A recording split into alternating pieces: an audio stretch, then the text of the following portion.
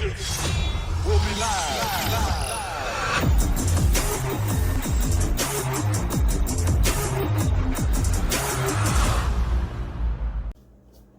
Hey guys, it is 101 Wednesday and welcome back. Today is like some not so basic basics. I recently went out of town, so I'm gonna post like I guess an in-between video within the next couple of days with some of the pictures and things like that from the event. But I went out of town and met quite a few new people who have never traded before and things like that. So since I do have some videos with basic information in them up already, I am going to just go over just a few additional questions that I was asked, okay? So again, like if you like the content that I'm bringing out for you, if you would like to provide some feedback for additional content that you would like to see, just let me know. Go ahead and like, subscribe, and share. Don't forget to drop a comment below if there's something that you would like to see, okay? Because I really try to answer everybody's questions, no matter whether I see you in person or pretty much on social media and things like that. Because I get a lot of questions in my inbox through like my Instagram page, my Facebook page. My team and I have put together a Facebook group. So we're getting a lot more questions and things like that. One of the questions that I was asked was, what broker do I prefer? Me personally, like my preference, I have never had a problem with Trader's Way. It was actually very easy to set up, very easy to transfer funds into so that I can start trading. So Trader's Way is my favorite.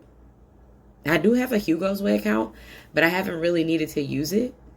So those are the two that I have, and that's the one that I use.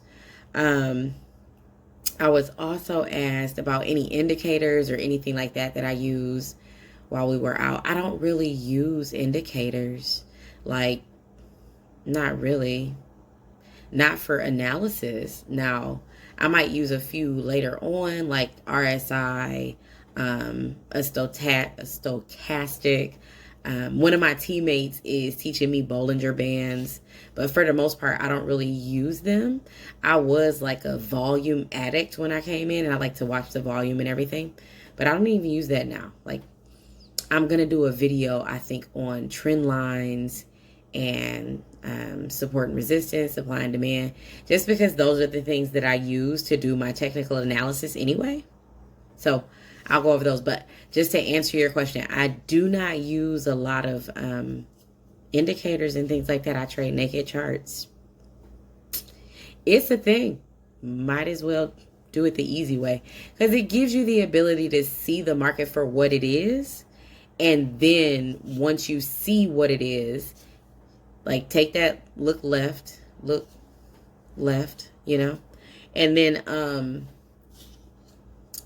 just look and see what everything is doing. And then after you have gotten a good idea of what your analysis is telling you, go ahead and throw something on the chart. But for me, I kind of like to do my step-by-step first with nothing there, just because adding on the indicators is like my confluence. That's what gives me the, yeah, I was right, maybe I should jump into this trade type of talking in the back of my mind. So I don't really use indicators.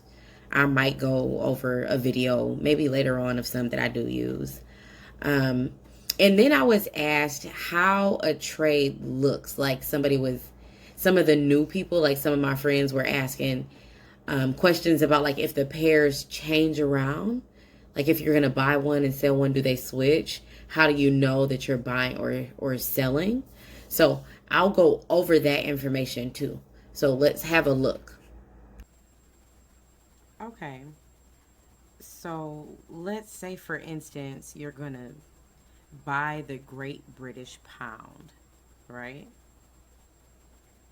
Now, remember, the base currency is always the first currency on the left. The counter currency is always the second currency on the right. They do not switch positions. So if you're going to buy the Great British Pound, it's going to look like that. On MetaTrader 4, you're going to see like anything that you buy is going to be in the blue. When you sell, it's going to be in red. But say, for instance, you're going to buy the Great British Pound. That's great for the Great British Pound. That means that the analysis that you've done shows that there's some momentum. So you're going to go in and you're going to buy, right? Now, at the end of that, you go ahead and close your trade out. Everything goes back to normal. Because some people were asking me if when you sell a pair or when you sell a currency, does it interchange? No.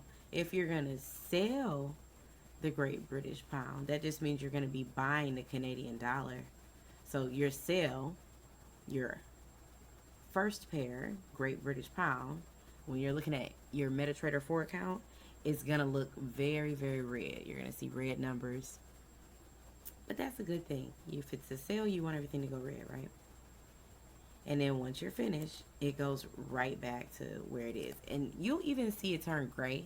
Like while you're in the middle of a trade, you'll see it turn gray. It's really funny.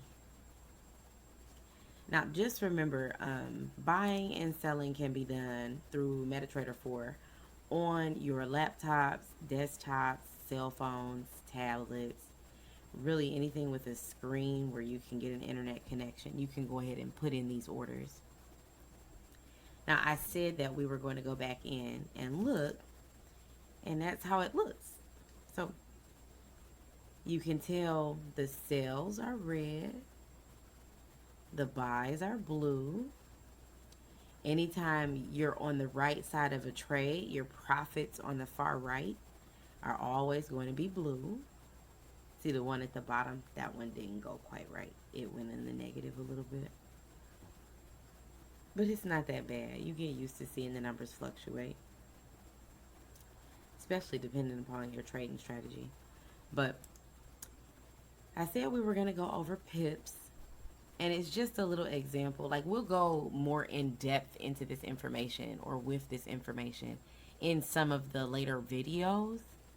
But this just gives you an idea about the lot sizes. So when you're entering into a trade, when you put in 0.01, it's a low lot size. 0.01 is 10 cents per pip. So it's just 10 cents for each little incremental movement. When you're putting in like the 0.5, now you're going to 50 cents. When you're going in the 0.1, that means $1. Yep, contrary to popular belief, 0.1 is actually 1.0. Weird, right? But this gives you an idea of like account sizes. If you have a $100 account and you put in $1 lot size, you're risking a bit for your account, you know, risking a little bit more than you should be. Stay in the low area, you know. If you're putting in like the 1.0, that's a $10 lot size. That is they're very high as far as lot sizes go for different trade account types, right? You see that's high for the first 4, even up to $750. $1 per pip, $10 per pip lot size is very high for even a $750 account. So in the beginning, you are going to want to stay with the 0.01, 0.05 lot sizes, just because you want to do proper risk management throughout all of your trades.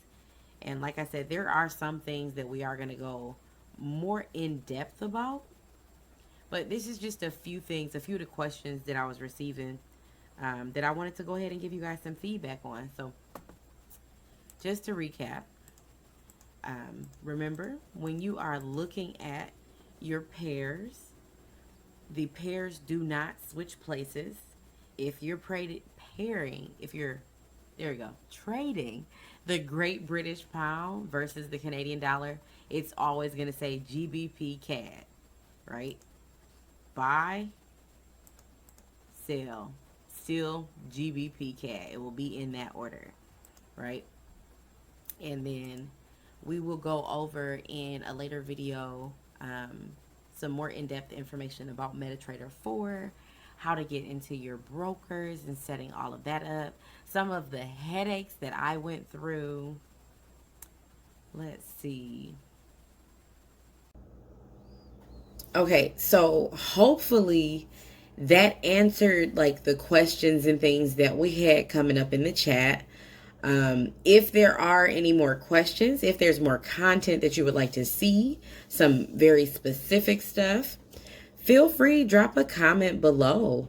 And again, always, like, thanks for coming. You know, you guys are great. We are seeing some momentum in the channel. So I appreciate everybody that's been coming on to see what we do on our Mindset Mondays and the 101 Wednesdays. I really do appreciate the support, you guys. Thank you so much. But as always, this is your girl, Chrissy Pips, signing off. Don't forget to like, subscribe, and share. Okay? See you guys later.